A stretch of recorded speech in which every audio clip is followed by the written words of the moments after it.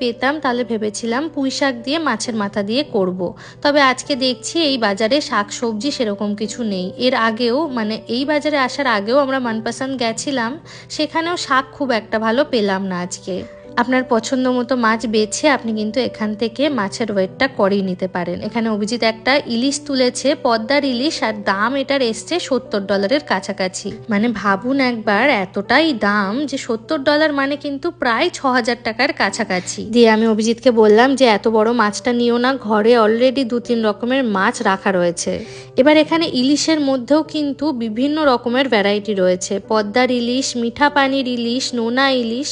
আর দেখলাম যে পদ্মার ইলিশের দামটা কিন্তু সব থেকে বেশি। ভেবেছি আজকে আর নেব না, পরে কখনো নেব। আজকে আমরা মিঠা পানির ইলিশ যেটা সেটাই নিয়েছি। ওয়েট কিন্তু আমাদের ওই মোটামুটি 1.5 কেজি মতো হয়েছে, আর দাম পড়েছে ওই 30 কি $31 মতো।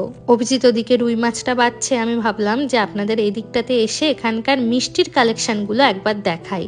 এখানে কিন্তু একদম খাঁটি বাংলাদেশি মিষ্টি পাওয়া যায়। আমি প্রথম যখন আমেরিকায় আসি মনে আছে আমার, এই দোকান থেকে আমি কিন্তু মিষ্টি নিয়েছিলাম ক্ষীর চমচম। মিষ্টিটা এত সুন্দর খেতে ছিল, তবে এখন যেহেতু খাওয়া দাওয়াটা একটু কন্ট্রোল করছি সেই কারণে মিষ্টিটা আমরা অ্যাভয়েডই করি।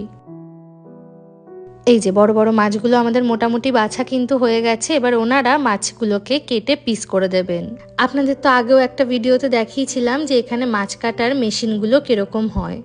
এই দেখুন এখানে প্রথমে কিন্তু উনি রুই মাছটাই কাটছে। ওনাকে একটু আগে থেকে কিরকম ধরনের পিস হবে সেটা দেখিয়ে দিতে হয়। আমরা যেমন একটা গুগল থেকে ছবি বার করে ওনাকে দেখিয়ে দিই, যদিও উনি বুঝতেই পারেন যে বেঙ্গলি কাটের মাছ কি ধরনের হয়। তবে আজ যেহেতু দুটো মাছ নিয়েছি, ইলিশ মাছের কাটটা একটু আলাদা হবে, আবার রুই মাছের কাটটা আলাদা হবে, সেই কারণে ওনাকে আরও একবার কিন্তু আমরা ভালোভাবে বুঝিয়ে দিয়েছি। আগেরবার যখন এখান থেকে